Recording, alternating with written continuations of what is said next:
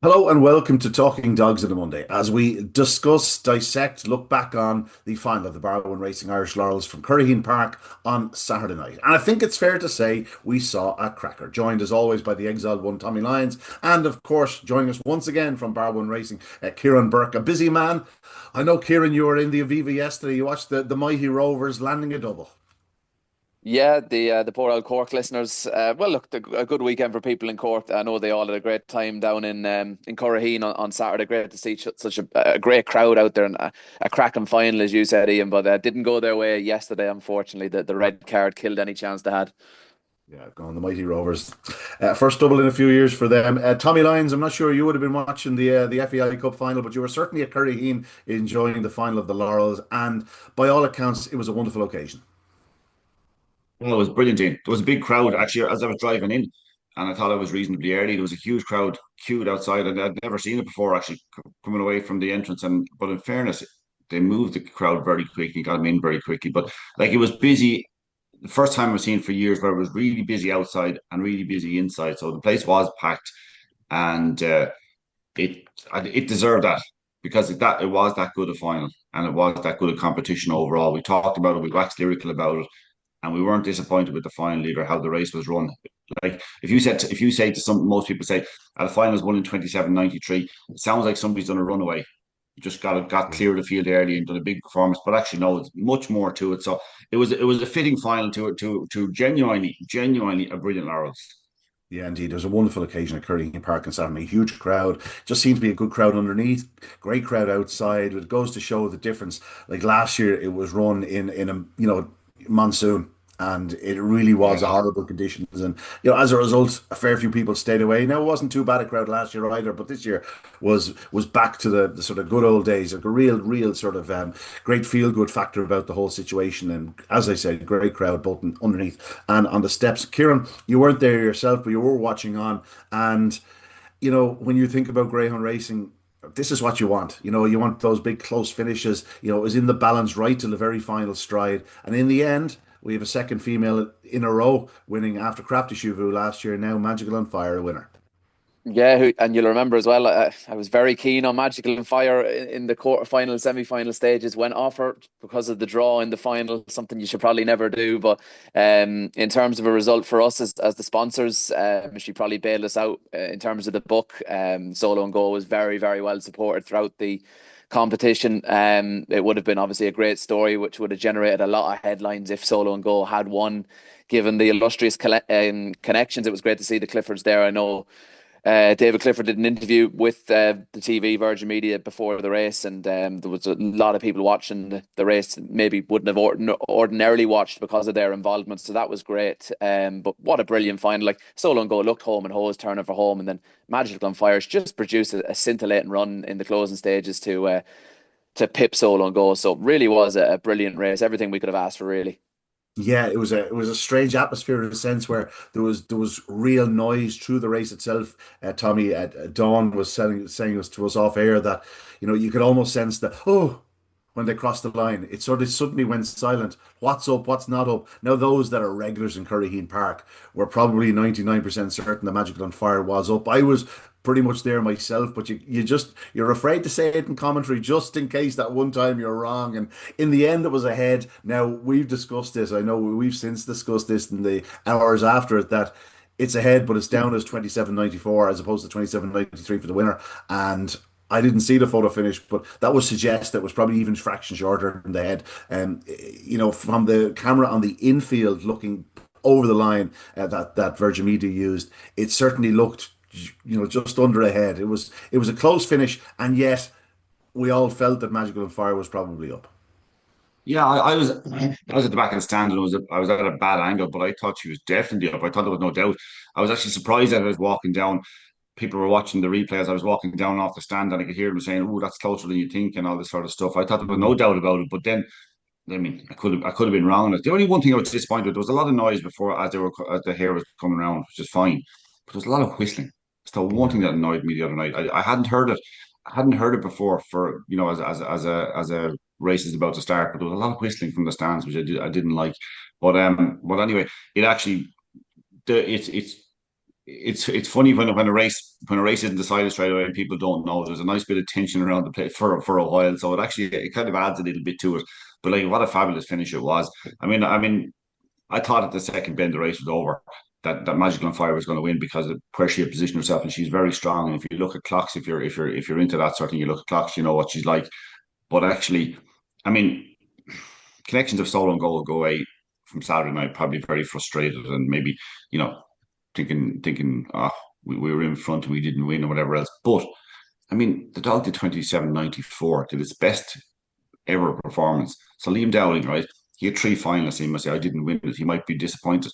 He produced solo and go in the best form he was ever in his entire life. Produced the best run of his life, and just got touched off. What more can he do? Like nothing, Yeah. absolutely zero. He just came up against a bitch in absolutely rude form. Now, I wouldn't consider myself in any way a specialist at going down before races and looking at greyhounds and all that. But I was down there talking to a man who'd have plenty of experience. I respect his opinion on that sort of stuff, and a breeder and trainer. And we were watching him coming out, and I was like, look at the bitch, the form she's in. She was just dying to go. And he said, funny enough, he said, I saw her here a while ago. And you'd say it's the same thing you'd say about her. She was absolutely raring to go. It needed something special from her, and she produced it. And that's the beauty of the final. It was. And you know what? I know we'll talk about them all individually in a minute, but like Lemon Joey ran one hell of a race as well. Yeah, unbelievable race, no question about it.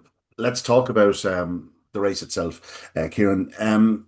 She was returned 13-2. I think she was available bigger during the week. I think she was 8-1 in places. I spoke to Pat Guilfoyle prior to racing.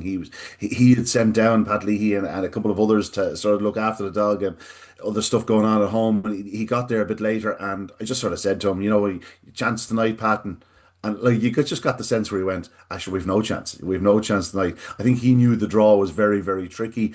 It is something I stressed last week that the draw can be tricky, but all you need is one flying start, and all of a sudden you're in better nick. Now she still need a little bit look on the inside.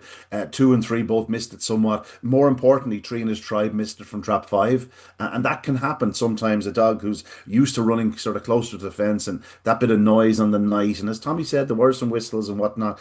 Dogs can miss it. Trina's Tribe missed it, and that was the difference between Solo and Go winning or Magical on Fire winning, because all of a sudden she got that clear passage early, and once she turned second, she left herself in a position to get there, shall we say. Now, it did take the length of the straight for her to do so, but she did so. Anyway, 13-2 returned. Did you see any money for her, or was it all about the Liam Dowling trained duo, shall we say?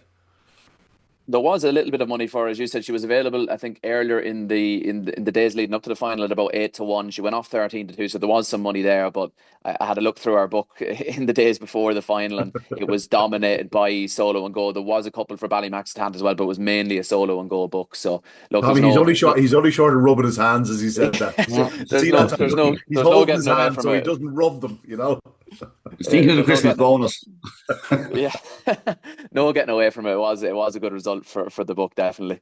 Yeah, the fact that it's on TV makes a big difference for yourselves, of course, as well. I know I even gave Barney a good old mention. Barney was in great form, really seemed to enjoy the occasion, and was delighted with the way how the race ran. And as I said to him, Barney, we'll be talking about this final for years to come, and your name will always be sort of entwined with it.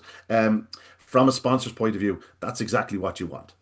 Yeah, I haven't seen Barney yet this morning. No, I'm sure he had a fantastic weekend. I know he got a picture with David Clifford. He was quite pleased with that. So I'm not sure the Armagh men in the office here will be happy, but he can have a chat with them about that when he gets in. But no, even the television coverage was absolutely fantastic. I was in the studio here on Saturday and been able to bring that little bit of extra coverage to the punters in the shops before the race is fantastic. Just even bring them that bit closer to the atmosphere on the track on the day. And I have to say as well, credit to Curraheen Park and their social media team throughout the competition has been absolutely brilliant in keeping the feeds updated there and keeping people in tune with what's happening. They've given us great coverage, and I hope we've helped them as well promote the event, and hopefully that culminated in the crowd we saw the other night. It was great that you mentioned there beforehand, Tommy, about the crowd queuing to get in. I seen a video of that going up before the race, and I was like, that's just absolutely brilliant to see, and that's what you want. There was a real buzz about the event this year. I think from a sponsor's point of view, we've probably got more coverage this year from the Laurels than any previous year. And again, I'd have to say a huge word of thanks to Curraheen Park and GRI for all their help throughout the competition. But look, it's all about you only get headlines when there's brilliant performances on the track, and aside from the final itself, we got great performances all the way through. Ballymaxatanta equaling a course record, some great runs from the likes of Soul and Go. It was a fantastic competition. And you're right as well to point out Lemon Joey. I thought he ran an absolute cracker from 6. He got bumped at the first bend. He got bumped late on as well. Still managed to finish third. So he put in a gallant effort as well. So again, it was just a fantastic final and a great event from start to finish. Yeah, here. Tommy, let's talk about the race itself. Solo and Go was racing from trap one. He was pretty much disputing favouritism right up to the off himself and Ballymaxatanta. Funny enough, we were asked on a couple of occasions if we'd had a bet on who would be favourite in the night. That was one we didn't, because we were sort of, I think we were both undecided as regards what would be favourite. And even right up to the off, like I remember talking to you, we were both struggling really to pick a winner. It wasn't a final where we were going, oh, I'd have to back him at the prices. It was trickier final to call than people were suggesting. In the end, Solo and Go was sent off the 7-4 joint favourite, along with Ballymaxatanta, and Connections did all they could. 322. He does 27.94 in defeat, and for 500, I was going to say for 524 yards, it looked like he was going to win. For me, it was about 450 yards. It was once they sort of got around the bottom two bends or hit sort of the third bend in between the two, it just looked like she's coming. She's coming, and she seemed to have the bit within the teeth. Lemon Joey, as you said, ran a huge race in defeat. He charged up into the third bend, and while he didn't have check badly, like he didn't lose an awful lot of ground by the check. It was the That's right. momentum lost more than anything else. And for him to be beaten, a head and a length or a length and a half, like it's a remarkable run. He again does, what's he doing? He's doing 28.04 in defeat. And then behind, like it just didn't happen for the remainder. Trina's Tribe, 50-1 running. An unbelievable race for Michael Arena. I spoke to Michael before racing. He was just in awe of being there. He was just so delighted that the dog was there. Was enjoying every second of it. Ballymaxatanta, Ballymacbrandon didn't happen for the two of them. They sort of did each other's chances, certainly on the opening corner. But Magical on Fire was simply too close in second. And as you said, she always looked like she was going to play a big part in the finish. And then, as I said, between the last two ends, I sort of got the impression she's getting there. Yeah, look, I didn't fancy her because of the draw, and I don't have any. I don't look back and go, I could have fancied her for if I thought this or that, because you're trying to factor in trouble that might or might not happen. I did say in a preview for the Examiner on Saturday that there was, it would have been a lot easier for punters to figure out that race had Liam Dowling's three dogs been drawn with a little bit of space between them, because three big early pacers, and you're thinking to yourself, there could be trouble here. But you can't exactly say where it's going to happen, how it's going to happen, because you'd be guessing, and it's a difficult one to factor in. You'd be thinking to yourself, if that did happen, would it set it up for Magical and Fire? Maybe not. She's too close to them. She could be embroiled in it. So you're thinking, then is it setting it up for Lemon Joey on the outside? It's difficult to win from 6. So you kind of go, not sure that I want to go that angle at 4 or 5-1 or whatever. He was actually 8, actually, and backed at 8-1 at one stage during the week. But Magical on Fire, the difference was, I think, well, she was brilliant. For first and foremost, that's the reason she won the race. She was brilliant on the night. But Ballymac didn't fly out, but he broke better than Ballymaxatanta. And that was the key to the race, because Ballymaxatanta showed explosive pace up to the bend. But, and this is entirely his own fault, about 25 yards from the bend, he decides he's not close enough to the rails. He wants to get tighter to the rails. And as he does that, he bumps into Ballymax, Brandon, and the two little brothers are out of effectively out of the race, and they are out of the race at that stage. It's I would say, in a way, Lemon Joey outpaced Magical on Fire down to the third bend, outpaced by like 3 or 4 spots. I mean, it's not outpacing really. It's just a little bit quicker than. But he did check, and I wrote in my report this morning.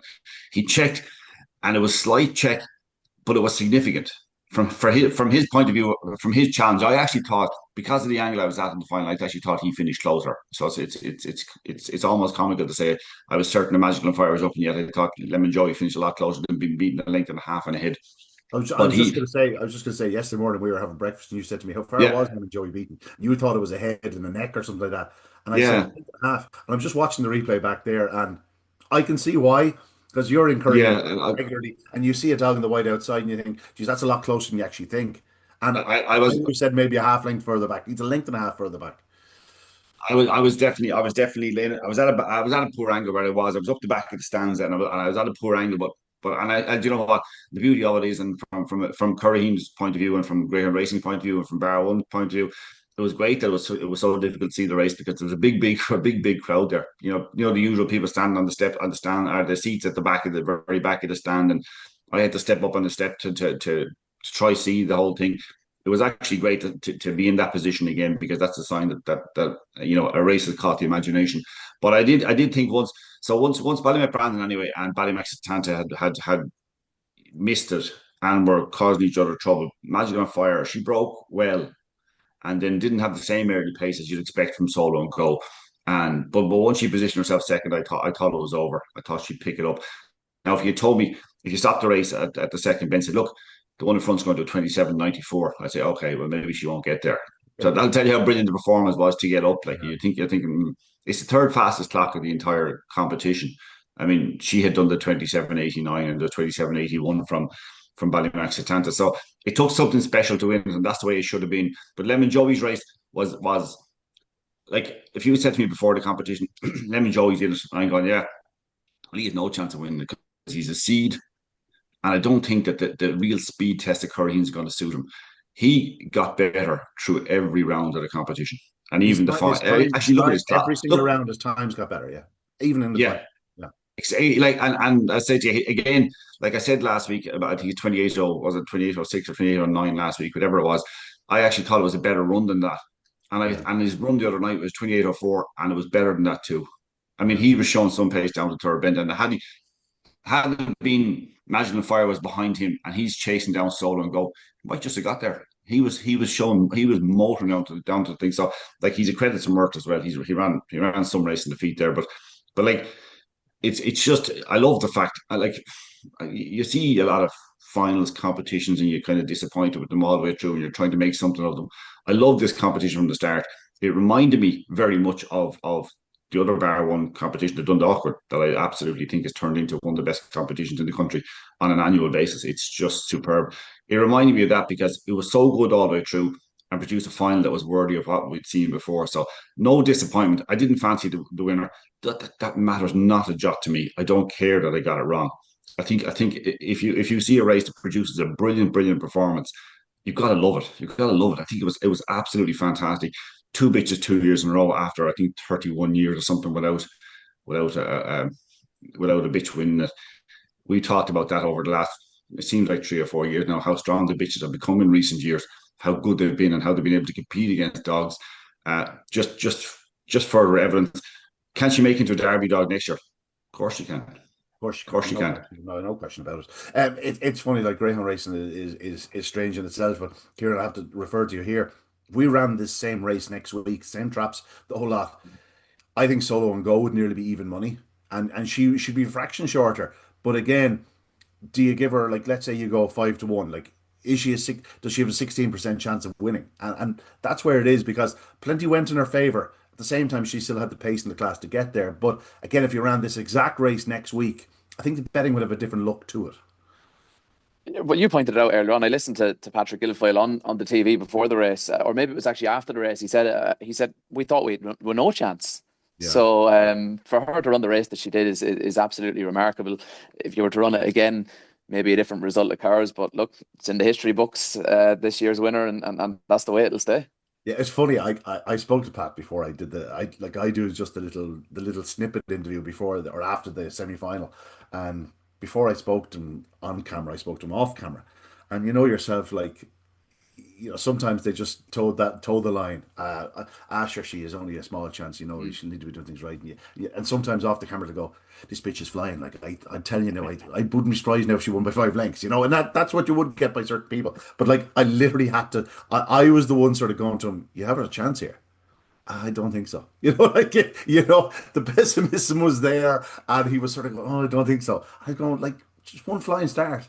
But then sure, she still has to clear the inside trio, or you know what I mean. And Mm. It's funny. It's funny how they work, the mind works and whatnot. Like the one thing about Pat is no stone unturned, and whether he fancied her or not, you knew she was going to be in great order. And Tommy had said it to me about uh, someone had seen her and said like she was just pulling on the lead. She was just absolutely tearing up sods. She was just happy out in herself, and I suppose the results are there.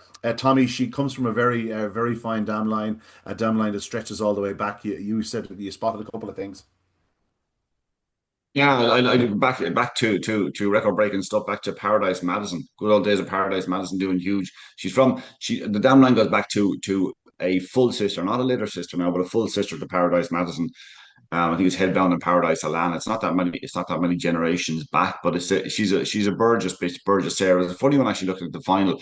There were five of the six finals were by Ballymac sires, and one of them was by Burgess Books, and there was Burgess Sarah. The winner is out of Burgess Sarah. Um, good good Southern lines, let's just say, good Southern lines here. So there was, despite the fact that it mightn't have been directly a Cork winner, there's plenty of good Southern lines down here. But um, I I yeah, I'm just not an expert on the breeding side of it, so I don't go into it too much. But it's nice to see that it reminds us of the lines that we were watching it feels like for donkey's years in. Yeah, well, I can even go back further than Paradise Alana. If you look through the breeding, like she goes back to the Dalcash, from Yeah, the Paradise line goes back to Dalcash, Dalcash Kira, Dalcash Visa, Dalcash Viva, and you can keep going back to the Burn Park line, Burn Park Vixen, Burn Park Sally, yeah, an Oaks winner back in 1984. There is another sort of link to my family in a sense where Dalcash Visa is like our great granddam. Delcash Visa was behind Cool Survivor in the Oaks final back in mm. 1995. So like it's a line I know very well. There's a lot of pace in that line. The champions that have come out of it over the years, just endless. And as we know, Pat Guilfoyle and his family are pretty adept at breeding one or two as well. Obviously JJ and Sheila have the Burgess line. Yeah, it was strong lines, strong lines. I know they've been breeding a few recently, and they'll continue to breed a few. By God, they're going to have some bitches to breed from the next few years. Like between this lady, Magical Mags last week, won in the winning the Lifford Oaks, and so many more. Just remarkable. Well done to the Guilfoyle family. Of course, this one owned and trained by Pat, and just another classic to the list that he's won. He's won Oaks, he's won Derbies, he's won Ledgers, Laurels. There seems to be no end to what he has won in the past. So congratulations to Pat and to his entire family. I don't feel too sorry for Liam Dowling. I'll be honest, Tommy. My thoughts went to the owners rather than the trainer because I have no doubt that Liam Dowling has enough firepower to win at least one or two classics in the coming year. In By the all coming week. he has four bitches next week in the final of Puppy Oaks, so there's a strong chance of immediate compensation. Kieran, you can't. It's like if Aidan O'Brien had second, fourth, and fifth in the English Derby in Epsom, you wouldn't feel too sorry for him. No, no. Look, I'm delighted to hear as well for Patrick Guilfoyle, as you said, that he just didn't expect this. I can only imagine the emotion after when you're just totally stunned. So I'd say that No, but, was. but no, by saying don't expect it. Now he did say something else, Tommy. We were listening to the interview yesterday morning, and he said, "No, she'd been in one. I thought she was a certainty." Yeah, yeah, yeah, yeah. Yeah, he was. He knew what sort of form she was in, but you do have to factor in makeup of a race and the fact that like her early pace wouldn't be the same as some of the minutes. So yeah, it's just if you're in a final, you have a chance. Yeah. It's like Liam Dowling's. It's like Liam Dowling's. You had three finalists. You can't go away disappointed. A little bit of trouble befell two of them. That's unfortunate. But Solo and Go, and the other two might have been in just as good a form. But Solo and Go was in the form of his life. Yeah, as I said after racing, I was talking to a few of the syndicate members, Tommy, and I sort of said, "Well, your dog has run faster than any dog has ever run the feet in a classic." And a well-known member of the syndicate said, "So what use is that to us?" The winner's mentality coming out, Tommy. I like it. I like a winner's mentality. I like a winner's mentality. If we could instill it in more people, it would be great. Yeah, but that's Here, what makes Kids, these my kid, people that my, that Go. That's what makes these people the top people in their game. You talk about the likes of Aidan O'Brien there and Liam Dowling. I'm sure he was disappointed. I know three finalists and if some of them have run very, very well, but he'll go home thinking, should have won that. Yeah. That's what makes these people the top people in their game. I have a feeling a few of those syndicate members may well be back on a bus in a couple of weeks' time or less than a couple of weeks' time because if you give them trap one in the Winter Racing Festival Open 525, I'll tell you something, it'll take some stopping him. It'll take something to lead him anyway, that's for sure. Kieran, In speaking fairness, of winners if sorry, in mentality, fairness, go ahead, Tommy. I mean, they brought a huge crowd and they were in some form. Yeah. I mean, we had a chat with a few of them, few of the lads in the connections, the runner up after the race, late on in the night, and they were in good form. They Yeah, brought a good crowd, and they were enjoying the night anyway. and they were from South Kerry, North Kerry. There was all Sorry, sorts of Yeah. Kerry there's covered. something wrong. Please try again. Was that you, My Tommy? phone's gone loopy. Mm. Kieran, winner's mentality you spoke of. As layers, you had a winner's mentality the other evening. It went your way this time, but you'll be back in 2026 again with the Irish Sprint Cup in the Laurels. Yeah, already looking forward to those big events next year. I think this year, how successful everything has gone, I think it's just whetted the appetite for next year, really. But we got out by the skin of our teeth on Saturday night, but we'll be back to take on the punters again next year, no doubt. Tommy, I tell you, Did, did, did the person who did he's the only draw, short to doing that, you know. the person who did the final draw, get reinstated? Yeah. They'll definitely get a Christmas bonus, I'd say.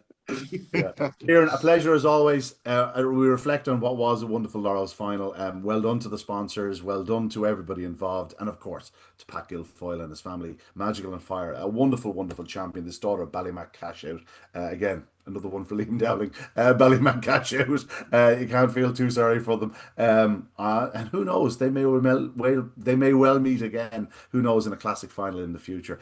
Kieran, thanks very much indeed. We'll kick on with the remainder of the card and talk about Shelbourne Park. But we'll see you again in the near future. Yeah, thanks, lads, and thanks for all your coverage throughout the event. It's been brilliant. Our pleasure. That was Kieran Burke from Barwon Racing. Again, a busy, busy man, as you can see in the studio there in Dundalk, I believe. Is it, Tommy? Yeah. Let's move on. Remainder of the card was pretty special as well, Tommy. Yeah. And we're looking at all the exciting names and the youngsters and whatnot, and then you see some of the races were won by the likes of Bombay Pass and some very very well known names, Glengar Martha, and you're going, oh sure, it's 2024 all over again. Like these are well established superstar names, and yet there was room for a few more sort of impressive winners. One winner that really caught the eye was in the plate final. The Tapper Flynn, Tommy, did some run over back Eiley. Oh, did something, and was quite popular. Now, I did think watching that race live that the race was far from over when Tapper Flynn turned as close as it did. It showed some boot to get a play. It was popular despite the fact that it was overturning a favourite, a Magical Key to come in as a reserve in Trap One. Tapper Flynn absolutely motored home 28-21 and got on top well at the line. Yeah, but like when you consider 28-21, Tommy, like he's stone last at the corner. Now I know he gets a Mm, lovely seam and he finds himself yeah. in a better position off the second bend than he perhaps his even his own supporters would have hoped for. But like he's doing 28-21 off the back of a what? What was it was sectionals to be 340? Yeah, 341. Like I know that's pretty much standard for the Tapper Flynn. I don't know him as well as most, but like he's over 4 years of age at this stage, but my God, if he can still do that now, and it's been a long time between victories for him. What he hit about 2, 4, 6, 8, 10, 12, 13. Like that was he was 13 without a win prior to that. Win since May. Yeah, but Pat Kylie's well capable of producing them on the night. That like you can see from the dog style of racing that why he might have 18 runner-up finishes Yeah. because it oftentimes it comes too late to get a bit of trouble and the recovery pace he showed it'll fall a little bit short, particularly when you're spending a lot of time racing at the top level. But it was a fine performance. Now it was set up nicely with Magical Key to the front and whatever else, but still have to go and do it, especially with that clock 28-21. Of course, the feature of the undercard was the final of the Bart Leahy Memorial, Tommy, and I would suggest it went largely as we were sort of expecting prior to racing. The other Ari just simply hasn't been getting home. There's just one or two little issues there, but he remains a serious, serious prospect. But Lenny's tank, Paul Hennessy, was, let's just say, confident, more than hopeful that he would run his race and get back to his sort of something close to his very, very best form. Even at that, probably didn't run a great second bend. But Tommy, this was so encouraging from a going forward point of view. Like, I know it's a 10 grand stake tonight, but by God, they have bigger targets for this fellow in the future. 28.15, not running a great second bend, led into the opening corner by the other Rary, and he wins by 2.5 going away.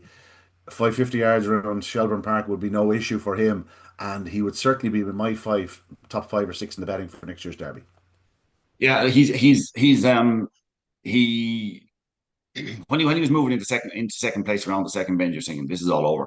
And then I was watching. I was in the infield for that race, and I was watching and going, didn't like him coming out of the second bend or he going in and out of the second bend really. And I said it to Paul afterwards. I said, I said, Paul, I'm not sure that he's just 100% yet. And he just, no. He says he's no, he's in good shape. There's no concern about running like that. He was in good shape clearly. He was doing 28.15. But he said, no, there's more to come from this dog. But that's 28.15 from Lenny's tank is not Lenny's tank. Not the Lenny's tank we saw in Dundalk, who was showing the pace alongside Broadstrand City into the bend in probably the best renewal of the sprint that there's ever been overall quality wise.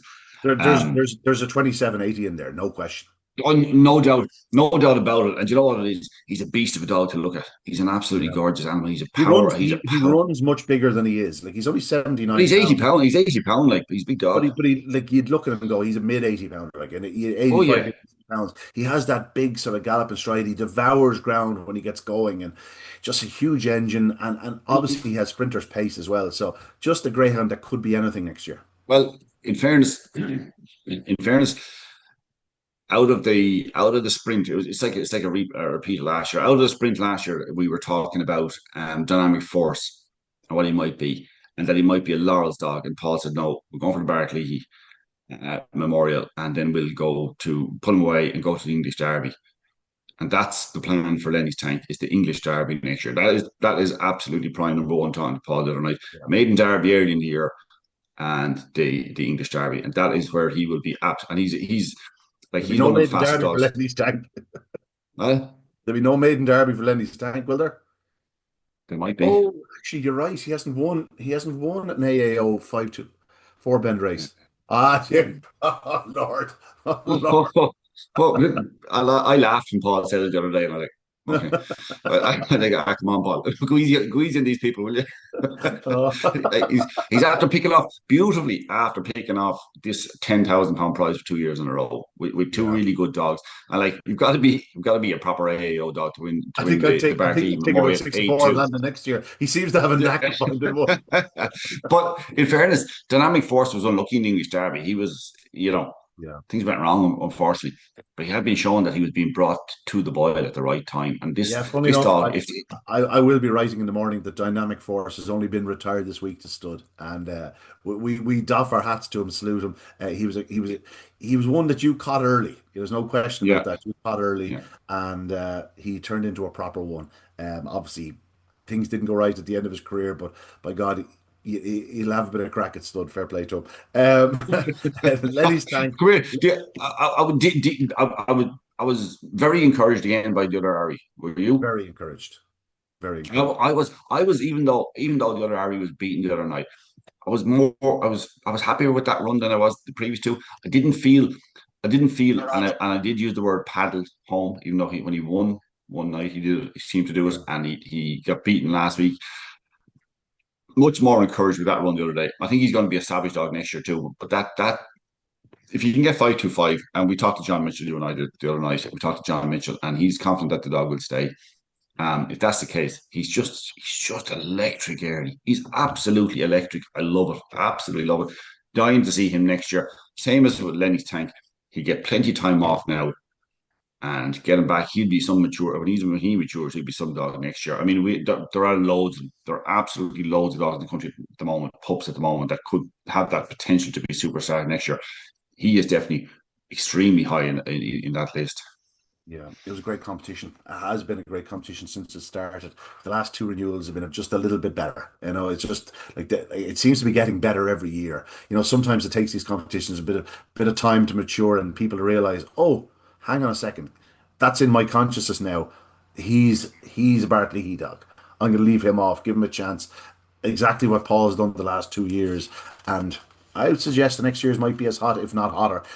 Just a wonderful, wonderful competition and a tremendous winner, no question about it. The consolation final went the way of Blast Off Heffo. And Tommy, if ever a dog deserves some compensation, it is Blast Off Heffo. Third in the ledger, ran so well during the derby, just lost out in a place in the final. Philip Buckley, I'm sure, was more than delighted with his star. Yeah, he'd been doing really well in the Laurels as well. I mean, picking up late and qualifying when you're thinking he couldn't. Like, I think it goes without saying that you and I wouldn't have put him down as a dog we would have thought could win a Laurels, because you wouldn't have think that his style of racing was going to be suited to Curraheen Park. He actually ran a hell of a race the other night, because plenty went wrong in the race for him. Plenty went wrong in the race for him up at the bend, but he showed some boot down around the third and fourth bends to pick off the leaders, and he won well. So savage performance, well deserved as well. Yeah, Druby's Patriot was favourite there. He picked up a muscle injury. Who knows? He may well be back. Let's hope. Let's hope. A real star. He sort of just seemed to. I thought he was clipped from behind off the second bend. He just seemed to lose his action. But Faye Point Harvey was left in front. Prince Nassim challenged up the inside. Probably wanted to be on the outside at that point, and he checked his stride, and all of a sudden Blast Off Heffo rise with the rush. And we know what he does. He charges up the home straight, and he's a good winner. Tommy, we've got to go back to some of the great performances on the undercard.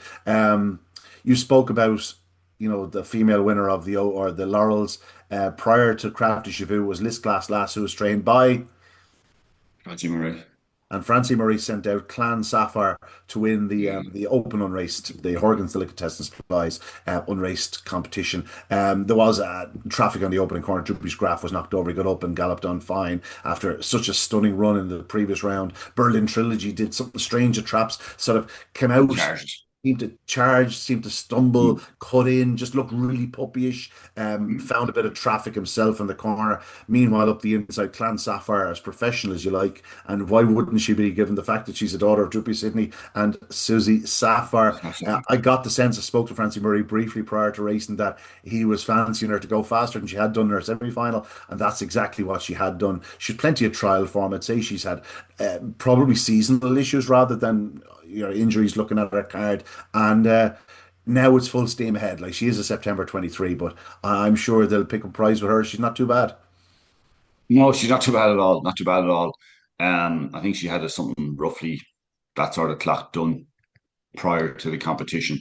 Nice to see the run. But Berlin Trilogy actually ran way better than you're going to see on the card. Beating the winner won 10.5 lengths, and he's beaten for 13. Is it? Um, he charged traps. I happened to be looking. I was standing in front of the stands, say down on the ground level, and it's difficult to see. But I was concentrating. Where I could see was the middle traps 3 and 4, and Burning Trilogy seemed to charge him. Now, whether it was his own fault or something else happened with some other dogs in it, because it was a funny start to the race. Again, huge crowd, a lot of noise. So the inexperienced dogs are probably going to be affected more than the experienced greyhounds. So Berlin Trilogy missed the key, or he charged, didn't get settled again in time when the traps opened. Was showed massive pace into the bend, and took a wrong line, went inside and did all sorts of things wrong. But it was an instant pack race. But the winners smart, 28-47. The winners are smart and only entitled to improve plenty. So yeah, it was a good run for Francie Murray. It sure was. We'll go through just one or two of the displays on the undercard. There's two or three big names there. We mentioned in Bombay Pat and Glengar Martha. I'd say people are blue in the face, or frustrated listening to us just talking about them constantly over the last years. Both of them were brilliant. Let's just say that. Bombay Pat relished the longer run to the corner. He won the Yeah. Winter Racing Festival 575 last year. I wouldn't be surprised if that's where he rocks up again. Well, And Glengar Martha, I'm sure she'll be destined for the Winter Racing Festival Open Bitch, be it 525 or 550. I assume it'd be the 525, which is worth that few quid more, I think. Both of them were brilliant. Boyle Sports Blue, once the bitch came out of trap two, yeah, that's what's her name? Good bitch. Born to perform. more Well, to perform. Who it looked like it was Boyle Sports Blue to lose. I think he was installed long odds It's a penalty kick. on track, penalty kick, popped out, did everything right. One I do want to talk about is the sprint winner, Tommy, because we actually went out for the presentation because the Yall Track Supporters Club, and obviously, as you know, I'm in Yall so regularly. No, I just happened to be in your company at the time where we said, "Come on, you're coming out," and got a chance to meet Colin Fitzgerald, young man, trained the dog. I would say this was probably one of the most straightforward winners of the night. He was headed quite comfortably at trap rise, but by God, he flew up that inside and he was 2, 3 clear in the opening corner. Looked a really nice sprinter. That was only his sixth career start, his first start in open company. And he blows holes in them now. It wasn't a sensationally hot sprint or anything like it, but the way he ran, Tommy, he's a really nice dog to keep an eye on. That Yeah, sorry, we haven't even named him. Tierman a dream. took a few strides to get going, but then just accelerated from about 15 yards in the boxes, just took off and showed a lot of pace. Moved off a little bit off the last bend, little things that he can tighten up as he gets a bit of experience. A really nice performance, and we spoke to connections afterwards, and they were in really good form and really really delighted, not just delighted with that, but excited about what the future might bring. Yeah, I suggested try and get him to Shelbourne next week, try and get another sprint win on his card, because there's probably not an awful lot in his card if they want to enter him to the Winter Racing Festival. But he's after winning the Open Sprint and Laurels Final, like that has to stand for something. And listen, whether he does have a sprint before it or not, I'd throw the hat in the ring. You never know your luck. Just a nice dog, but it was just great to see a young trainer, Colin. It was the first time I'd ever met Colin. Just the dog looked the picture. He absolutely looked the picture. To be honest, we were there 5, 10 minutes after the race. He looked like he'd go around again. As I was saying, there was another race later on in the card that he could have gone in because he wasn't that good. Not didn't knock a thing out of him. Yeah, did not bring just all in all, a wonderful night at Curraheen Park. Just the last couple of races, Shanahu Boomer. It was a very slow time. It was a strange type of race that the Clona Greyhounds open 5-2-5, and then the last race in the card went to Highview Ben, who is pretty strong, and came through to land the spoils from the favourite Ardra.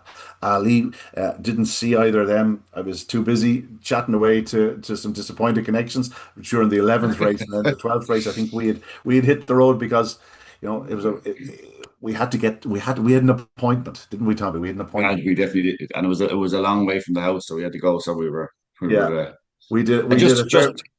Go on. just in defeat. Sorry, Drewby's faithful.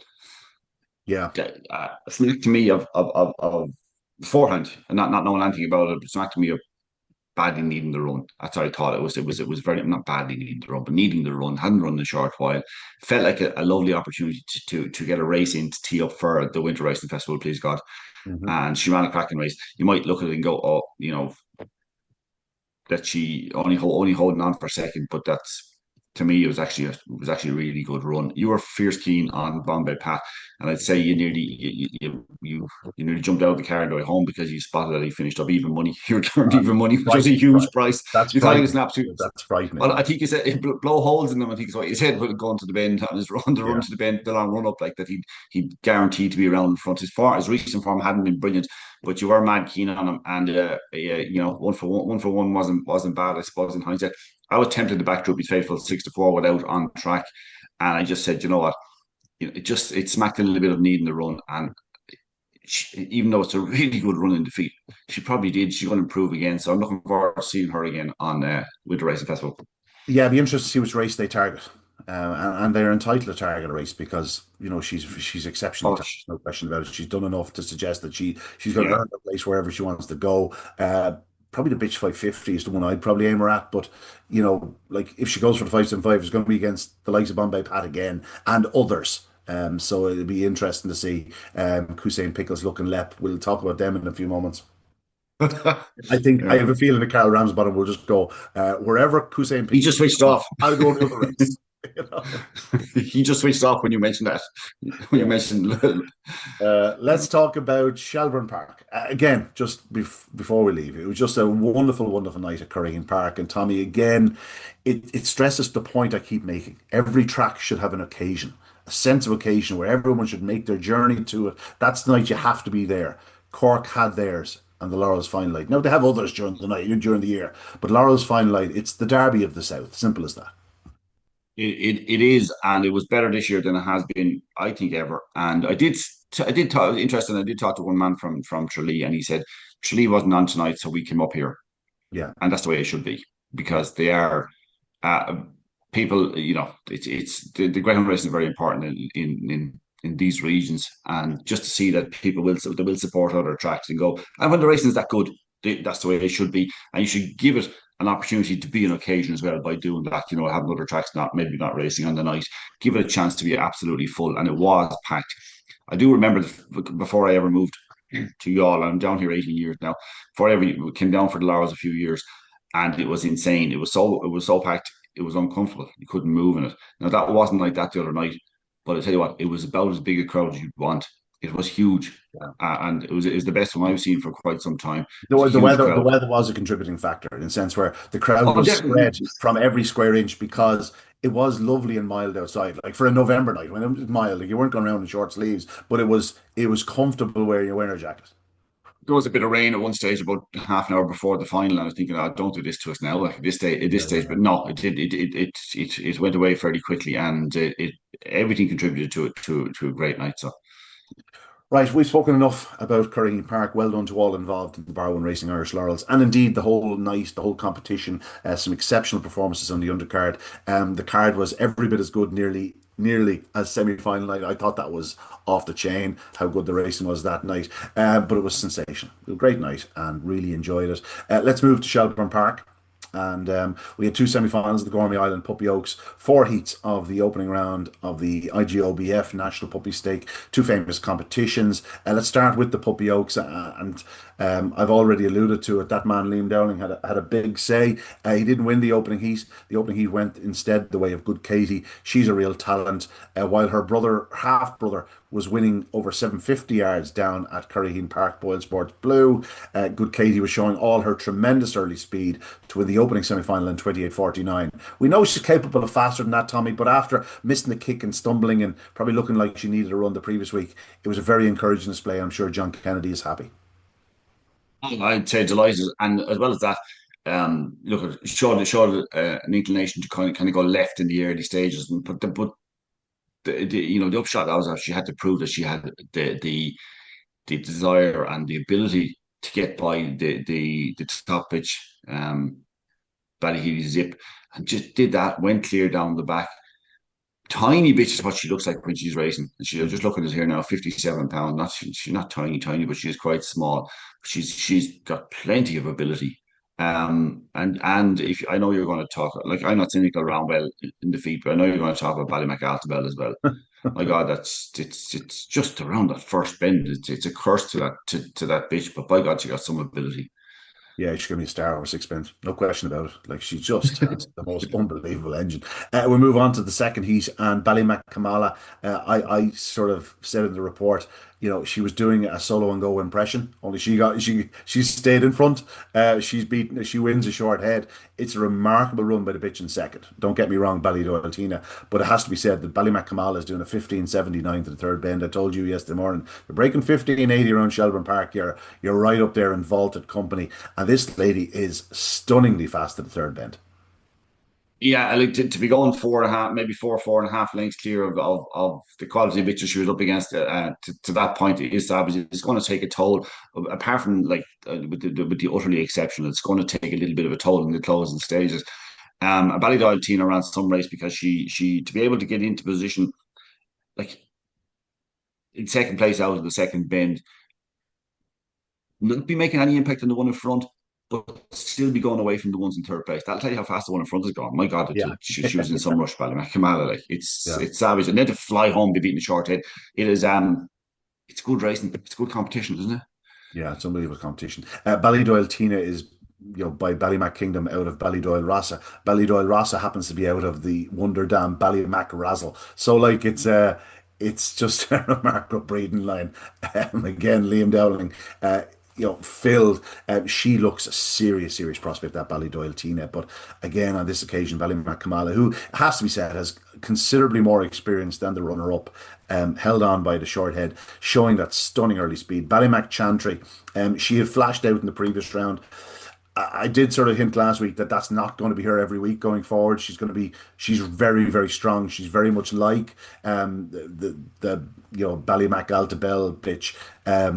She's a different litter, but very similar to her in terms of racing style, how fast she is from the second bend home. That she'd come home at 11:95 the previous week. She's only beaten 2 lengths, having given them a really good head start. But there's no picking up a dog or a bitch doing 28:15 around Shelbourne Park and going so quick to the third bend. She sort of had burnt them away, and yet she only holds on a short head. It's a remarkable race next week to look forward to. Some really, really talented bitches. It'll be very interesting to see what happens. Ballymac Kamala is very likely to set the pace again. I said it to you yesterday morning that the likes of Ballymac Altabel and Ballymac Chantry will both be finishing fast, but they probably will have the likes of I'm Not Cynical and Ballydoyle Tina in front of them, and they're just not that easy to pass to get to the leader. Ballydoyle Tina could well get first crack at Ballymac Kamala. It may well not be enough because Ballymac Kamala looks guaranteed to go again into a 3 or 4 length advantage, and who knows, she could even go faster than that 28:15. She has done so in the past.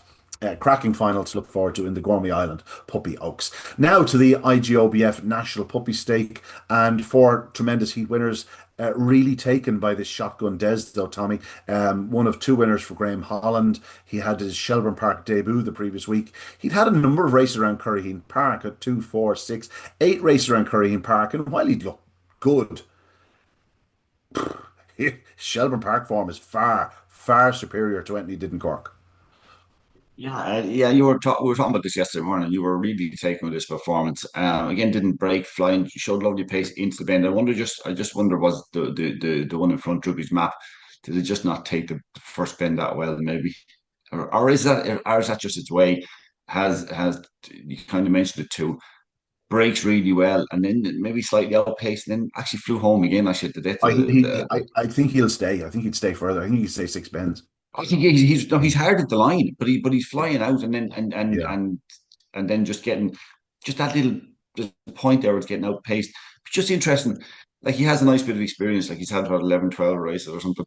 Um, just interested to see he can still develop. Like he's not no dog. Like obviously, he can still develop. I'd just love to see if he could get if he could not maybe lose as much at that point, that important point of the race.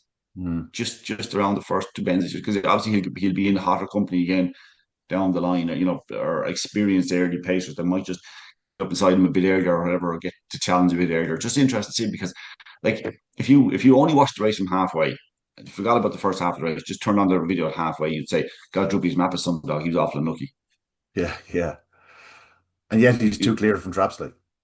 Yeah, yeah, he's a dog. He's going to confuse me. I'm going to be interested in watching him. That's what I am, because I think there's a kind of an X factor there. There definitely is something a little bit more than Yeah. than most dogs possess in that dog. So I'll be interested to see how he develops. Of course, he's a half brother to full brother. Sorry, by repeat maiden to Drewby's Kathleen. Every single one of the litter seem to be capable of doing a big run. They're very, very fast, no question about it. Get Up the Boy was second behind Shotgun Des, and that's what I liked about Shotgun Des. Yes, he showed the great early speed. He ran the first 2 bends like he was in scale electrics, but then off the second bend, I'm going, Get Up the Boy wins this, because we know how fast the juvenile derby champion is. But from to contain him right to the line. And Yeah. I know it's a head, but it's a pretty comfortable head. Like he never looked like he was going to get picked up. I just a really taking display by Shotgun Des, owned by Pat Muldoon, and I assume Molly Muldoon is Pat's daughter. Pat Muldoon, of course, half owner of Bombay Pat. So like a ready replacement, it seems. Quite possibly. Like if you're going to say you want something, you want to just break it a little bit better, maybe, and put him in position. But lovely early pace. It is a good performance, and I think it's a performance. If you're going to appreciate the performance, you need to do it based on the form of the race, like we were talking about, what he's doing and who he's beating, as much as anything else. Like if you'd say that, I would say that anyway. So yeah, he's definitely stepping up. Interesting to see what he do next week now, because I think I'd like to see it develop more. You look at his sections in Cork, he's obviously sharpened up considerably, but looking at him, I still think there's length in him at boxes. I still think he can probably start a bit better. He is That's terrific. He has terrific early speed. He's the son of Yeah.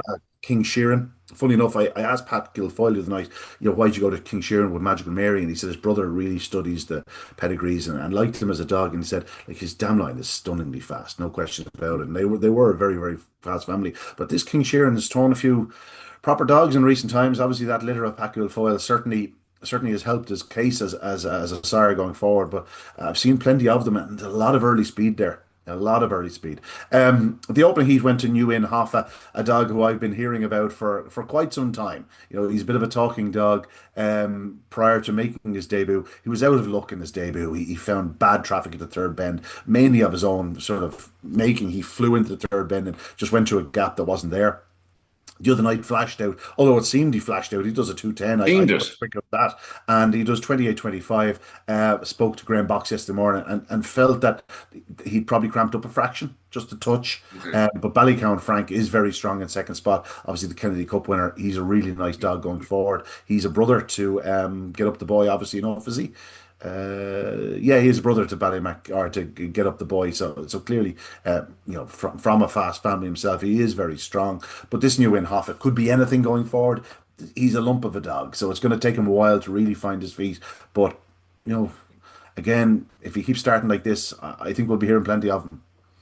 I think we will because he's a big 85-pound dog, as you said. He's a lump of a dog. He came back so quickly at Mm. one point in the straight that he it impacted the runner up Ballycow Frank who was Ballycow Frank was doing good racing. I liked the way he was racing because he was focusing on his own thing, and next thing the dog came back and chasing the hare, and next thing the leader came back and really quickly, as you say, probably slightly cramped or something, and that seemed to almost put Ballycow Frank off slightly. It's hard to believe he's beaten the length because I thought it was less than that, but a bit like you. Because I was looking at sectionals and on other races on the night, the 210, I mean, 210 doesn't seem like a 210 to me. 210 seemed No, it like a doesn't. lot better. Yeah, 16, Um, 1602 to the third well, bend. So that's good. It's good to the third bend. Again, I think he'll but be breaking 15 or 16 seconds shortly. like even Shotgun does 210 as well. Yeah. Yeah, well, Droopy's map must have been doing 2 seconds then, was it? Because 202, 202. yeah. Uh, Speaking of early speed, the final heat was won by Advantage Rule. He had run very well in the Paddy Merriman Memorial. He's just a good, solid, all-round dog. He had 28.39 in his card prior to this. That was in the semi-finals of the Paddy Merriman. On this occasion, he doesn't do actually as fast an opening split. 210 again. He's not a big dog. He's only 66 pounds, this Advantage Rule. But I'll tell you something, he's a really sort of professional, sharp-run dog. Whether he wins a classic going forward, I don't know, but I'll tell you something, he will win a bucket full of races. Curtis Bain, bring him down from the north for the Licorice All Sorts Syndicate. The son of Grange U10 has the type of early speed you want in a greyhound. He does, yeah, he does. It was a funny one the way they found out across the track And the because they were hairs on. literally they were nearly in half lengths in six leading five, leading four, leading three, leading two, leading one. It was just found out a way to almost perfect for six out because Advantage Rule did want to come in a bit. He's a middle seed, not a wide seed. Whether that's just because it's to start off that way and maybe say it worked well for him, I don't know. He does swing middle to wide off the last bend, all right. Sawdust Barry showed lovely pace and just got badly checked up, and you know what? Just seemed to it's like there's only a sixth ever race. Seemed to impact him quite a lot more than it should have. And that's just inexperience. Ran a He'd good race, found ran a bad good race. traffic. He'd found bad traffic. No, it was his own.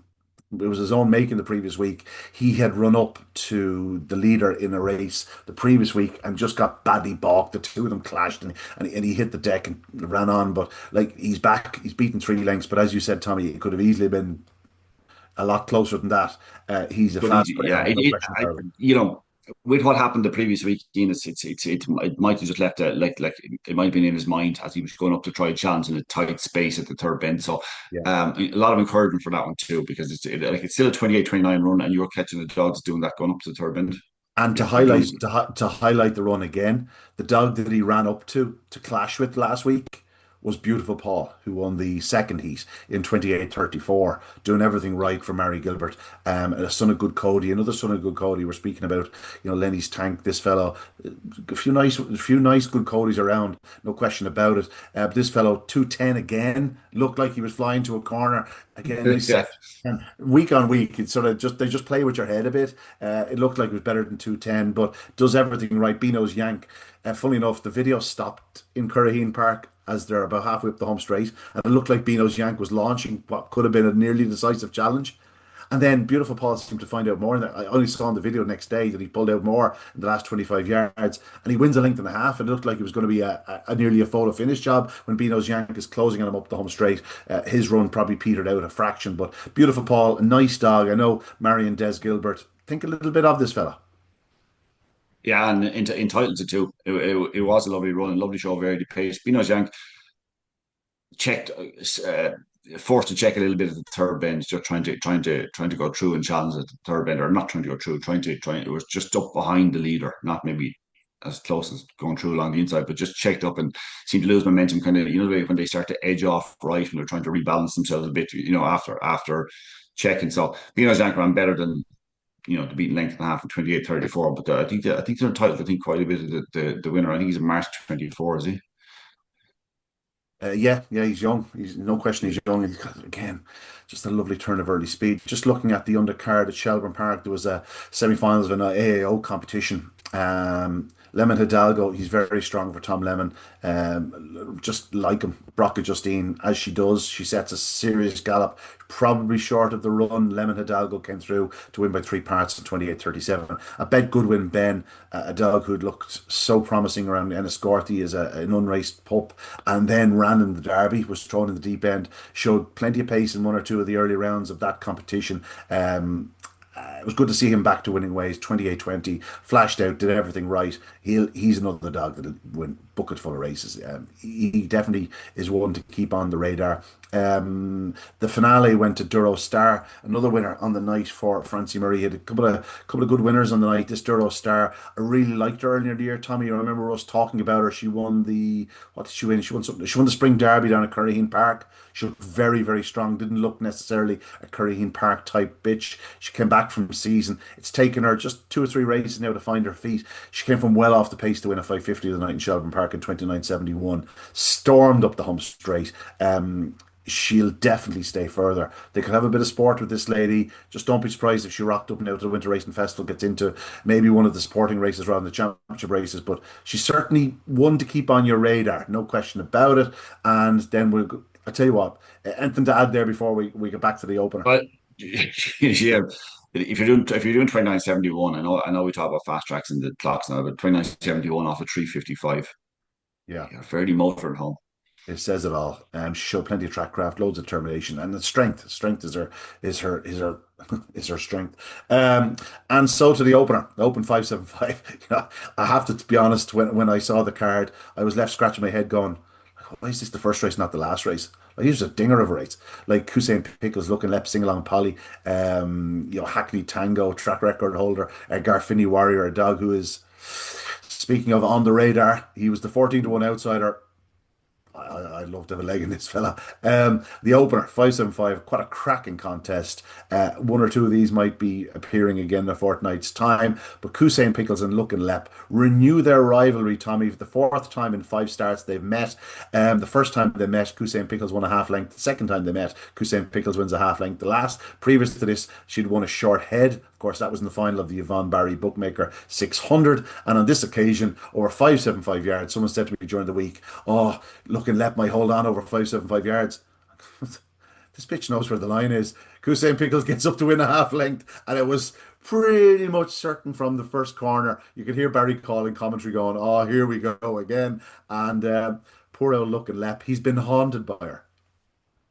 Do you think that the racing manager might be winding up Cara Ramsbottom or something? Putting who's saying Pickles? Where's Looking Left? Are you entering Looking Left the weekend? Yeah, okay. Yeah. Michael, have we got Hussein Pickles? It is funny, and But you know what it goes there'd to be a show? it highlights the consistency of these greyhounds. It'll Dogs at the top level, how consistent they can be. And you look at the clocks, like look at Lep's clocks, right? yeah. 600 yards, 32:34, 32:51, 32:50, 32:30, and then the other night over 575, 30:99. For dogs that are staying, that's around at 32:30 again. Like it's just remarkable. The night the night that looking at beats Kusa and Pickles, it should be the biggest cheer from the crowd, bigger than the Derby roar.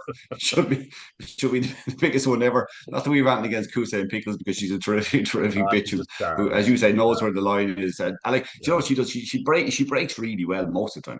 And then doesn't have the massive early pace to kind of hold the position, but just can stay close enough. Unfortunately for Luck and Lep, and I'd say Luck and Lep probably broke as well as ever the other night Yeah. because actually in the final, Luck and Lep didn't break to the very best of the ability, and then got around in front and like beat the short head on the final night. I don't know what they have to do to win to win a race, but It's funny, in one or two nights of the Derby, she wins. Hussein Pickles wins. Is the second round of the Derby? Yeah, she gets up in the line to beat Callaway 5 by a head. And I remember around that time going, Tommy, I'm just not sure she's the same bitch she was. She'd been so lightly raced through the start of the year. She'd had two races, one in February, one in March, and then one in July. And then she came back for the Derby. And I just felt that she wasn't the bitch that she was. And I said a few bits and pieces about her, and then all of a sudden, they step her up to 575, and now she's after winning five of her last six, and an unlucky second in the other. Like it just goes to sum up, what they can do. She's after getting her feet. She's after finding her feet, and she's back as good as ever. And whatever she races in the Winter Racing Festival, she won't be far away at the finish. No question about it. I'm just looking. I'm just looking at the last few races. Looking at Kusa Pickles, right? 4.5 grand it costs right in the final, a short head, right? Yeah, 800 quid the other night, and then there was a boy casino 600. I think it was a difference of 1,600 quid. yeah. Oh She's my after god! co- she's after costing Looking Lep the guts of about 8 grand. Yeah, and what more If can you if do? if We're if so Carl and Michael and Noel Nash are watching this, we're really sorry to drive it home. And like we're on your side here. We're on your side. We hope you get a big prize now at the Winter Racing Festival. we're not against Kusa Pickles in any way, shape, or form, but we're on your side a little bit. Like something's got to change. Now, despite the fact that there was 4.5 grand difference, Look and Lep did pick up 3 grand for finishing second in the 600, so things aren't Yeah, too bad. yeah, not too bad, not too bad. The bills have been paid, shall we say?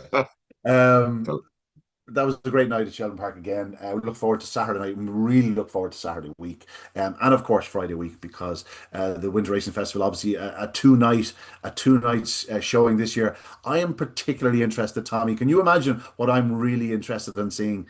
Probably on the Friday night. what's on the Friday night? There's probably a six-bend race. There has to be for you. Well, the novice, I think there might be a 12 dog novice 750. Probably There start you go. next weekend and final. Oh, there could be some unbelievable novices in this. Now, one or two of them are engaged, I'm afraid, in other competitions at the moment, which is a shame. You'd love to give them a chance over the 750, but maybe one or two of them too young. But I think there's some really promising young stayers knocking about. Just give us more six-bend racing. I know I keep beating that drum, but I would be more than happy with that.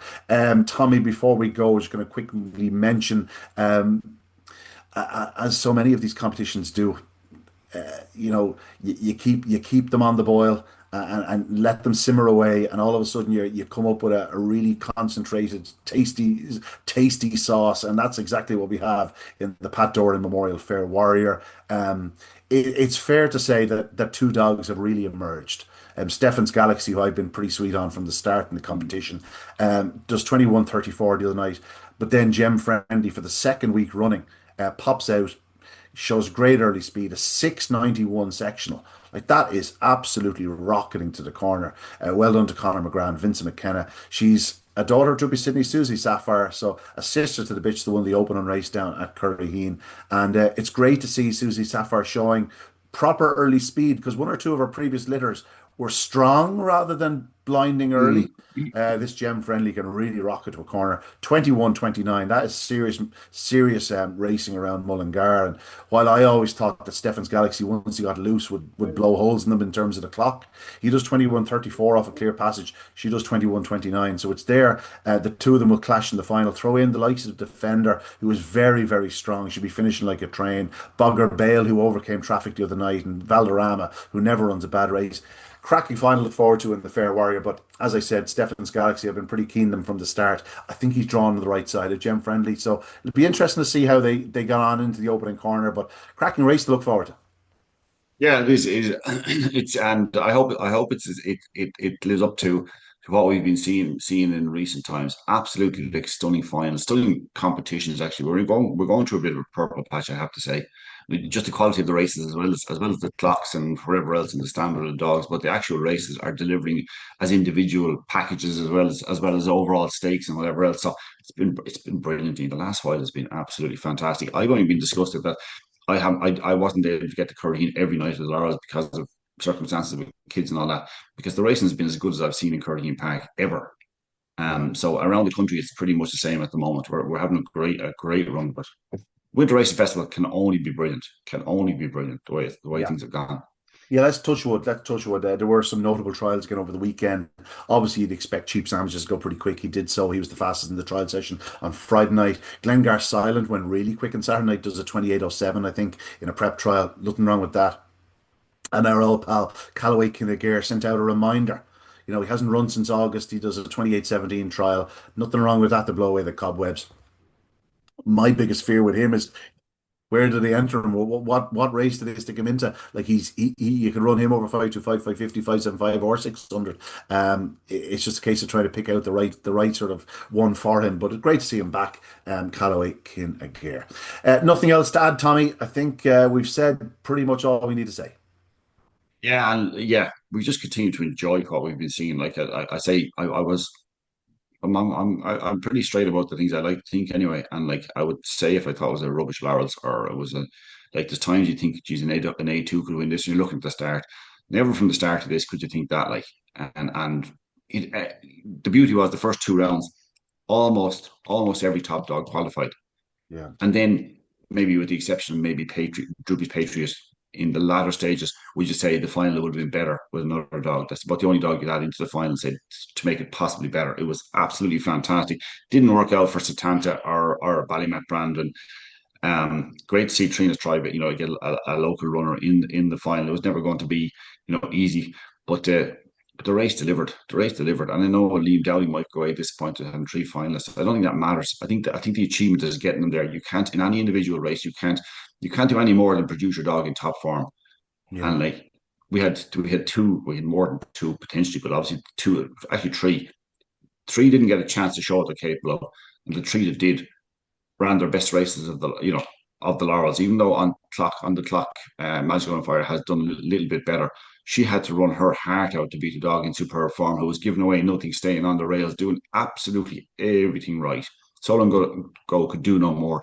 And Lemon Joey, just the pace he showed down to the third bend, and then just to get slightly checked. Whether it made a difference in winning or losing, I don't know. But it was a savage race. So I mean, it's beautiful when you see it working out like that at the end of a competition that has promised to deliver that, and then it goes and actually delivers it. So yeah, it was savage. It really was. It was as good, and it was great to see. You know what? Whatever's happened, whether it's Bar One or Currahee Park, GRI's promotion, or people listening to us or listening to Barry during the week or reading GRI website or whatever they're doing, um, the word got out there that it was Yeah. that good at Laurels, and the crowd turned up for it. It So has to seep in absolutely somewhere. It brilliant. has to seep in somewhere, and people they allowed it in, and they said, "Oh, we have to get to Curraheen," and But rightly so. And can we not take it from that you know what, you can have a competition on television and it's not going to impact the crowd properly. If you build it up properly, it's not going to impact the crowd. Mm. I see, like I can go to the racing post every day and watch the race that's just been run 15 minutes earlier. We need to do that with Greyhound racing too, even on a Saturday night. If I can't, I'm not going to be able to make it to Shelbourne Park very often. If I can't, I'd like to watch that race. I'm dying to watch it. I don't want to Yeah. wait till the following morning. You know what I mean? Especially for big races, things like that. And let's get it out there because people. It's on Saturday night that people are on the social media looking at stuff most, and they're most likely to be engaged together. at that stage to kind of to talk about what's happened because it's fresh in their minds. You don't get up Sunday morning and go, "What are you going to start texting or tweeting somebody about this now?" Like, you know what I mean? You've been watching for the results, you've been hanging for the results if you haven't been able to get there, and you want to see it again or whatever else. Even if you've been to Curraheen Park and there's a race on in Shelbourne Park and you've seen it on the you know on the track. You want to go home and have a look at it again, or maybe look at it again 15 minutes later, or you might have missed it because a race has clashed and all that sort of stuff. So let's move on a little bit and start doing things like that and actually engaging people at the right time so that people can talk about greyhound racing because it is exceptionally good at the moment. Yeah, and it's as you say, it's an evening pursuit. Yeah. It comes alive after 7 o'clock in the evening, and that's the time when people are engaged and keep them engaged at that point. You spoke about the final there briefly. Just if things had gone wrong in the early rounds, like who's to say Ballymac Brandon or Ballymac Satanta may not have been running in the National Puppy Stake. That's how young they are. Like these are dogs for next year, and that bodes well. Like Solo and Go, he's only in August 23. Like he's not even 2.5 years of age yet. And Lemon Joey, of course, who was a finalist in the National Puppy Stake last year, just goes to show like these competitions that the graduates that's what we're looking out for. And by all accounts, the graduates from this year are going to be pretty special. Looking at the Puppy Oaks and the National Puppy Stake. And Ballymac Satanta is a Derby dog. Is a Derby dog. He could be Derby favourite next year. He's not breaking at the moment. We don't know what he's going to do in terms of how he breaks. When he got trap one, it made a difference in Curraheen Park. He does want trap one because he does run an inside line anyway. But Curraheen, obviously, we've talked enough about what the trap is like. But Shelbourne Park 550, longer run to the bend, time to show that. Even the other night, he was dying to get free, dying to get up there. And as you said, it's you were saying to me, we were chatting about it yesterday morning, that he was so close that he could have actually slipped through along the inside. Had he missed Brandon, he could have slipped through along the inside of Magical on Fire and been in second place down the back. You'd be thinking, "Oh, race on again." You know Well, what I mean? even if he had made the same start, but he's in two and Brandon's in three, it's a different race. Oh, it's an entirely different race. It's an Yeah. entirely different race because Magical Fire then all of a sudden has two obstacles to get by, and the one in front has got two of them to keep it to fend off. Actually, and I say two because obviously Lemon Joey is going to be there, but he's going to have another one in front of him, and then all of a sudden it's an extra few spots on his race, probably because he's going to have to go around them. Like it's those fine margins, and yet despite all those fine margins, we had a brilliant race. That Yeah. that didn't work out. So Ballymac Satanta is a Derby dog. Yeah, I think we're all in agreement with that. I think Boyle Sports are in Yeah. agreement too, looking at his price. Tommy, a pleasure as always. You've promised me you're going to be up in a fortnight's time to Shelbourne Park. We'll see you at the Winter Racing Festival.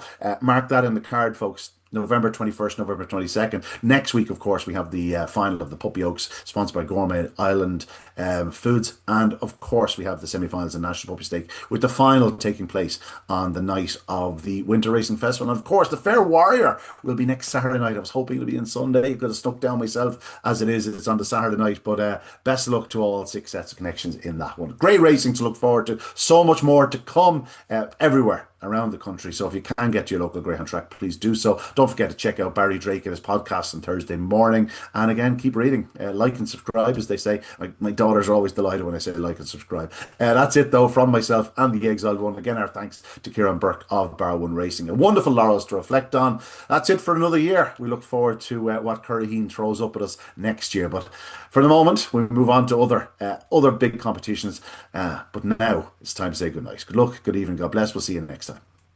This podcast was brought to you by Greyhound Racing Ireland.